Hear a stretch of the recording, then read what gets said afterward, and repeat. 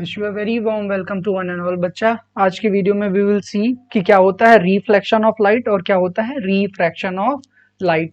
तो जैसा देखो अभी हम लेट्स से कि कोई हमारे पास ये सरफेस था और इसी सरफेस पे हम कोई इंसिडेंट रे ऐसे हमारी आ रही है, किसी भी एक सरफेस पे ऐसे इंसिडेंट रे आ रही है और हमें पता है जहां पे जिस सरफेस पे कोई भी इंसिडेंट रे आएगी उसी सरफेस पे हम क्या ऐसे ड्रॉ कर लेंगे, एक नॉर्मल ड्रॉ कर लेंगे। That normal will always be perpendicular to the surface और उसके बाद ये लाइट हमारी क्या कर जाएगी, ऐसे रिफ्लेक्ट कर जाएगी।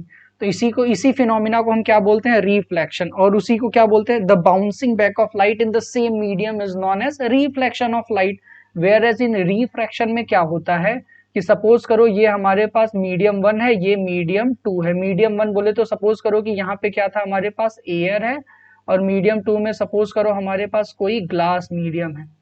और कोई भी सपोज करो इंसिडेंट रे हमारी आ रही है एयर मीडियम से और ऐसे ऐसे आई ये इंसिडेंस रे और क्या कर गई, ये सेकेंड मीडियम में जाके ऐसे पेनिट्रेट कर गई और वो अपने पाथ से भी डेविएट होती है। That we will see in the refraction वाले टॉपिक में। बट यहाँ पे की पॉइंट क्या है कि इंसिडेंट रे का आना, एक मीडियम से सेकेंड मीडियम में चले जाना while deflecting its path. Basic सा डिफरेंस था दोनों रिफ्लेक्शन और रिफ्रैक्शन में। मैं एक बार फिर से रिवाइंड करा देता हूँ।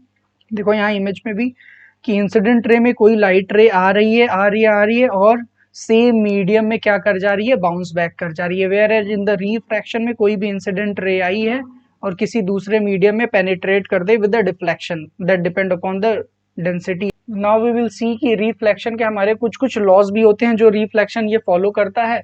तो लेट से हमने कोई एक सरफेस ड्रॉ कर लेना है, कोई एक सरफेस हमने लेट से ऐसे ड्रॉ कर लिया और ये सरफेस हमारा सपोज करो कि अगर हमें रिफ्लेक्शन का फिनोमिना देखना है और कोई भी पढ़ाई हम करते हैं तो हम एक आइडियल सिचुएशन लेके करते हैं जिसमें हमारा एक्सपीरियंस बेटर हो। तो सपोज करो हमारे पास ये मीडियम है जो सबसे बेस्ट किसी भी लाइट को रिफ्लेक्ट करे। सबसे पॉलिश सरफेस है हमारा ये मिरर और ये हमारा मिरर पे हमने लेट से कोई एक इंसिडेंट रे ऐसे इम्पार्ट करा दिया। और हम पहले भी पढ़े हैं बच्चा कि कोई भी लाइट रे अगर किसी ऑब्जेक्ट से किसी सरफेस पे टकरा रही है तो उस रे को हम क्या बोलते हैं, इंसिडेंस रे।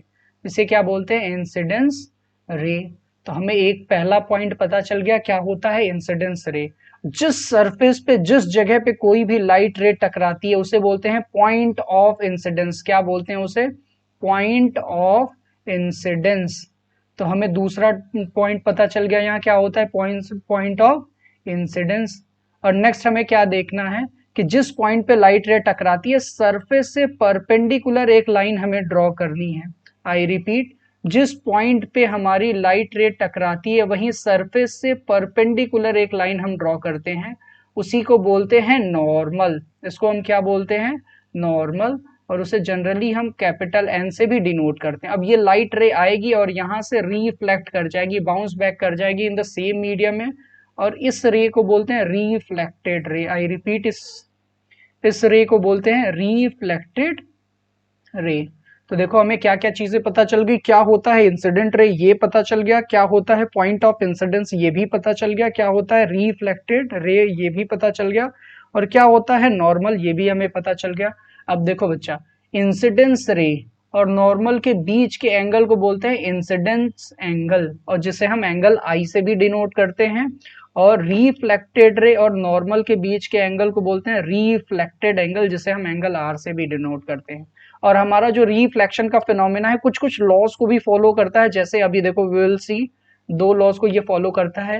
ये पहला लॉ क्या फॉलो करता है हमारा, इंसिडेंस रे, इंसिडेंस रे normal, normal and reflected ray, reflected ray that all lie on the same plane, they all lie on the same plane. Same plane बोले तो 2D फिगर को हम सेम प्लेन बोलते हैं और 3D फिगर को जनरली हम स्पेस फिगर भी बोलते हैं। तो एक सरफेस पे ये तीनों लाई करेंगे, ये हमारा पहला लॉ था।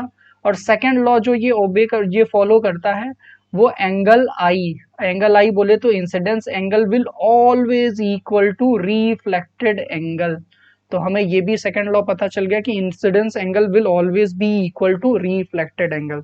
तो in this lecture we had seen that कि क्या होता है रिफ्लेक्शन, क्या होता है रिफ्रैक्शन। अभी हमें रिफ्लेक्शन देखना था इसलिए हमने लॉज ऑफ रिफ्लेक्शंस देख लिए कि रिफ्लेक्शन के क्या क्या लॉज होते हैं, कुछ कुछ की पॉइंट्स भी जान गए। Next see in the another video. Thank you.